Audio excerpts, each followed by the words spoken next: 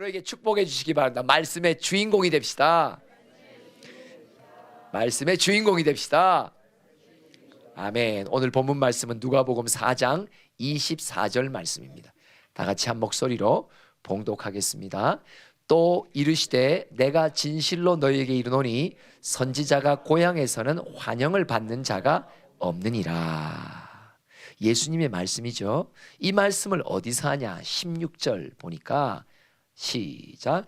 예수께서 그 자라나신 곳 나사렛에 이르사 안식일에 늘 하시던 대로 회당에 들어가서 성경을 읽으려고 서심해 하면서 성경을 쭉 읽고 이 말씀이 그대로 응하였다라고 선포하는데 사람들이 뭐라고 말하냐? 자, 22절로 한번 읽어볼까요? 시작. 그들이 다 그 증언하고 그 입으로 나오는 바 은혜로운 말을 놀랍게 여겨 이르되 이 사람이 요셉이 아들이 아니냐. 계속 예수께서 그들에게 이르시되 너희가 고치라 하는 속담을 인용하여 내게 말하기를 우리가 들은 바 가버나움에서 행한 일을 네 고향 여기서도 행하라 하리라. 고향에 찾아가서 말씀을 증거하셨어요. 그런데 고향 사람들이 말씀을 들으니까 참 은혜로운 말씀인데 마음에 어떤 생각이 드냐? 저 젊은 청년이 우리 동네 요셉 아들 아니야? 이렇게 말하는 거예요. 그러면서 아니 예수 청년이 다른 동네 가버나움에서도 놀라운 기적들을 많이 행했다는데 아니 나사렛 고향에 왔으면 그보다 좀 큰 거 좀 기적을 좀 행하면 안 좋겠냐? 이게 비아냥거리는 거죠. 예수님을 배척하는 것입니다. 바로 이 배경 속에 오늘 본문이 있어요. 24절 시작. 또 이르시되 내가 진실로 너희에게 이르노니 저희가 고향에서는 환영을 받는 자가 없느니라. 선지자가 자기 고향에 가서는 환영을 받는 자가 없다라고 말합니다. 요한복음 1장에 보면 하나님이 이 세상을 지으셔요. 지으시고 난 뒤에 창조할 때 함께 창조하신 그의 아들 예수가 이 땅에 오세요. 이 땅은 예수님 친히 지으신 땅이죠. 모든 사람들 한 사람 한 사람의 생명은 예수님이 지으신 생명들이에요. 그런데 그들이 예수님을 배척합니다. 예수님의 말씀을 듣지 않습니다. 환영하지 않습니다. 오늘 중요한 단어는 나는 과연 예수님을 환영하는 자인가? 아니면 나는 예수님을 배척하는 자인가? 그러면 예수님의 시각에서는 누구를 보고 너는 항상 나를 환영해. 그리고 누구를 보고 다른 일을 보고 너는 항상 나를 배척하는 사람이야. 하나님의 기준은 무엇일까요? 25절로부터 한번 읽어봅시다. 시작. 내가 참으로 너희에게 이르노니 엘리야 시대에 하늘이 3년 6개월간 갇히어 온 땅에 큰 흉년이 들었을 때에 이스라엘에 많은 과부가 있었으되 엘리야가 그중 한 사람에게도 보내심을 받지 않고 오직 시돈 땅에 있는 사렙다 한 과부에게 뿐이었으며 또 선지자 엘리사 때에 이스라엘에 많은 나병 환자가 있었으되 그 중에 한 사람도 깨끗함을 얻지 못하고 오직 수리아 사람 나만 뿐이었느니라. 이게 다른 말로 말하면 이런 말이에요. 지금 배경이 뭐냐면 예수님이 고향 땅을 밟죠. 왜 고향 땅을 밟았을까요? 고향에 알고 지내던 친척들도 있었을 거예요. 친구들도 있었을 거예요. 그러니까 그 영혼들이 예수 믿고 구원 얻기를 바라는 그 애착은 다른 어떤 고을을 방문했을 때보다도 더 배로 있었겠죠. 로마서 10장에 보면 사도 바울이 비록 이방인의 사도로 부름받아 이방 땅을 다니며 선교는 하지만 그의 마음에 눌림이 있었다고 말해요. 9장 10장 뭐예요? 내 동족 이스라엘 유대인을 위한 애착이 있었던 거예요. 그렇죠? 예수님도 마찬가지였을 거예요. 다른 모든 고을에서 놀라운 구원의 길을 증거하셨지만 바야흐로 그가 나사렛이라고 하는 자기가 자랐던 고향에 이르렀어요. 얼마나 흥분하셨고, 와, 이곳에서 회당에서 이사야사를 열어서 말씀을 증언하세요. 어떤 마음일까요? 와, 내 고향 사람들이, 내 친척들이, 내 가족들이, 내 형제들이 구원받았으면 참 좋겠다. 근데 고향 사람들이 뭐라고 비아냥거리냐? 배척하는 거죠. 그의 입술에서 나오는 말씀을 듣지 않는 겁니다. 그런데 두 사람이 등장해요. 흉년의 시대가 3년 6개월 동안 있었죠. 그러니까 얼마나 어려운 시대를 살았을까요? 그런데 하나님이 이스라엘 땅에 자기 종 엘리야를 3년 6개월 동안 보호하기 위해 누군가 보낼 바 될 자를 찾는데 아무도 보낼 사람이 없는 거예요. 이스라엘에도 수많은 과부가 있어 누군가 엘리야를 받아 잘 공배하면 그 과부의 가난함도 흉년 3년 6개월을 넉넉히 보낼 수 있는 복이 예비되어 있는데 하나님이 그의 종을 보낼 만한 과부가 한 명도 없는 거예요. 한번 봅시다. 열왕기상 17장 9절을 읽어볼까요? 시작. 너는 일어나 시돈에 속한 사르밧으로 가서 거기 머물라. 내가 그곳 과부에게 명령하여 내게 음식을 주게 하였느니라.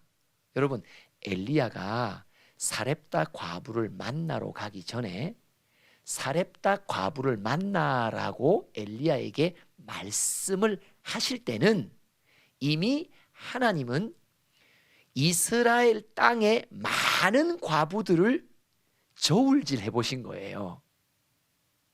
성령으로 감동도 주셨겠죠.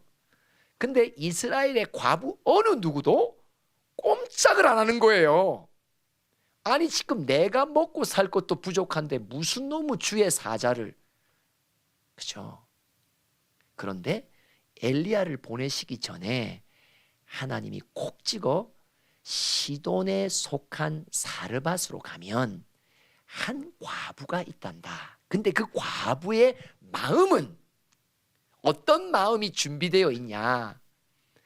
이제 마지막 한 끼만 먹고는 어떤 음식도 남지 않은 그 지경에 있지만 그에게 내가 미리 명령하였는데 그 명령을 그 과부만 아멘으로 받아들이더라.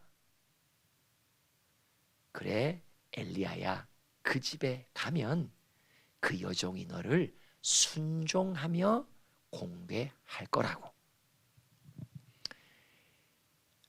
예수님을 배척한 고향 나사렛, 이 이야기 속에 한 여인을 등장시키죠.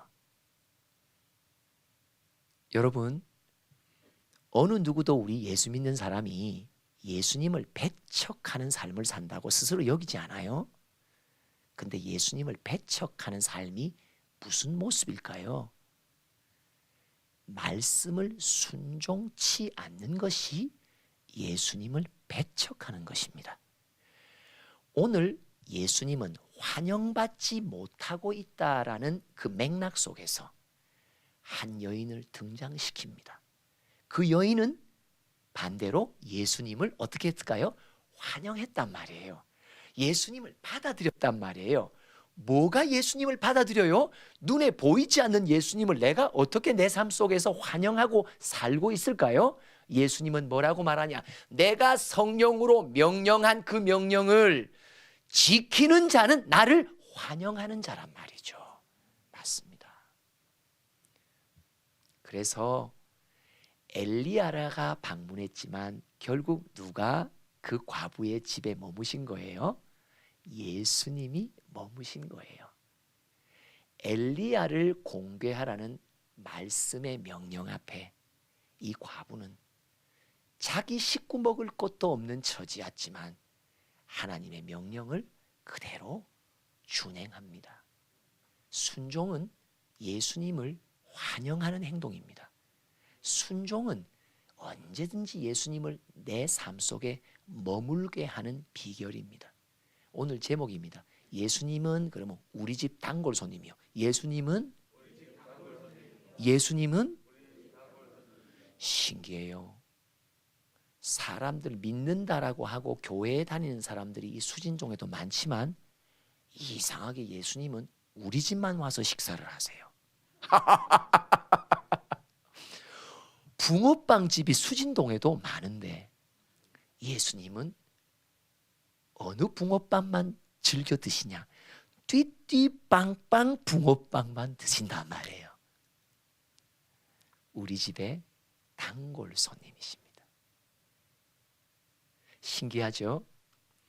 이 과부는 아들과 함께 살아가요. 근데 아들의 신앙에 대해서는 한마디도 없어요. 여러분, 내 가정에 나 빼놓고 다 안 믿는다 손치더라도요, 전혀 주님을 단골 손님으로 맞는데 지장이 없으세요. 과부 한 사람의 마음이 주님의 말씀을 들을 때 자기의 형편과 여건과 극과 극을 달리는 명령이지만 그럼에도 불구하고 하나님의 명령이기에, 말씀이기에 내가 그 말씀 앞에 내 삶을 드린단 말이죠. 그러니까 주님이 기뻐 단골 손님이 되어주시는 거예요. 예수님은 그럼 우리 집 단골 손님입니다. 예수님은 누구 집 단골 손님이에요? 우리 집 단골 손님이에요. 그럼 예수님은 우리 교회 단골 손님입니다. 예수님은 수진동의 단골 손님입니다. 왜 수진동에만 머무실까요? 왜요? 푸른 교회가 있으니까. 아멘. 왜 우리 집에 단골 손님으로 항상 머무십니까? 다른 가족들 다 안 믿어도 나 한 사람이 아버지의 말씀 앞에 절대적으로 복종하는 마음을 가졌기에 예수님은 우리 집 단골 손님이란 말이에요. 아멘. 맞습니다. 맞습니다. 또 한 번 나아만 장군의 이야기가 나오죠. 열왕기하 5장 9절부터 한번 읽어봅시다. 시작. 나아만이 이에 말들과 병거들을 거느리고 이르러 엘리사의 집문에 서니, 계속 엘리사가 사자를 그에게 보내 이르되 너는 가서 요단강에 몸을 7번 씻으라 내 살이 회복되어 깨끗하리라 하는지라. 자, 이 배경이 뭡니까? 아람 왕국의 군대 장관인 나아만이라는 사람이 있었어요. 근데 이 사람이 문둥병에 걸린 거예요. 여러분, 아무리 잘 나가는 사람도요, 예수님 없이는 안 되게 되는 뭔가가 있어요. 가정에 어려움이 있거나 자식의 어려움이 있거나, 그죠? 참 삶은 우리가 겉으로 볼 때는 야, 저 가정은 걱정하고 염려할 게 없겠다라고 생각하지만요, 실제로 우리 집이 훨씬 평안할지 모릅니다. 나아만 장군은 위대한 영웅이었지만 그는 문둥병을 앓고 있어요. 불치병을 앓고 있어요. 그런데 한 소녀의 여종의 이야기를 듣고 이스라엘에 가면 선지자 한 분이 계시는데 그분을 만나면 나아만 장군이 이 불치병이 치료받을 수 있다는 소식을 듣고 지금 나선 거예요. 근데 누구네 집에 가요? 엘리사라고 하는 선지자 집에 갑니다. 근데 엘리사가 나와보지도 않고 뭐라고 말해요? 요단강 물에 가서 7번 몸을 담그면 깨끗해지리라 메모 한 장만 딱 남기는 거예요. 소위 말해서 까똑 그거 하나만 하는 거예요. 까똑 하니까 이 나아만이 기분이 살짝 상하는 거예요. 계속 시작. 나아만이 노하여 물러가며 이르되 내 생각에는 그가 내게로 나와 서서 그의 하나님 여호와의 이름을 부르고 그의 손을 그 위에 흔들어 나병을 골칠까 하였도다. 자기 나라의 무당들은, 자기 나라의 치료자들은, 귀신을 불려들어 치료하자들은 이렇게 하니까 오늘은 무당 옷을 입고 나왔어야 되는데 이게 실감 있죠, 그죠? 저 조골이 있고 이렇게 했으면 저런 걸 나만이 기대했었구나. 그러니까 자기 생각이 있었단 말이에요. 계속 시작. 다메섹강 아바라나 바르발은 이스라엘 모든 강물보다 낫지 아니하냐. 내가 거기서 몸을 씻으면 깨끗하게 되지 아니하랴 하고 몸을 돌려 분노하여 떠나니. 계속 그의 종들이 나와서 말하여 이르되 내 아버지여 선지자가 당신에게 큰 일을 행하라 말하였더라면 행하지 아니하였으리까 하물며 당신에게 이르기를 씻어 깨끗하게 하라 함이니까 하니. 나만이 이에 내려가서 하나님의 한 사람의 말대로 요단강에 7번 몸을 잠그니 그의 살이 어린아이의 살같이 회복되어 깨끗하게 되었더라. 이 살이 어떤 살이요? 서로에게 이 살, 요 살입니다. 서로에게 좀 자랑하세요. 시작. 이 살결입니다. 어쩌면 이렇게 복숭아빛이 나는 살결일까? 배의 껍질을 벗긴 살결일까? 한 분이 아멘 하고 계십니다. 순종에는 걸림돌이 항상 있다는 거죠. 사렙다 과부의 걸림돌은 뭐예요? 한 끼 식사밖에 남지 않은 물질을 갖고 있을 때 그 명령을 순종한다는 거예요. 뛰어넘어야 되는 거죠. 나만도 마찬가지입니다.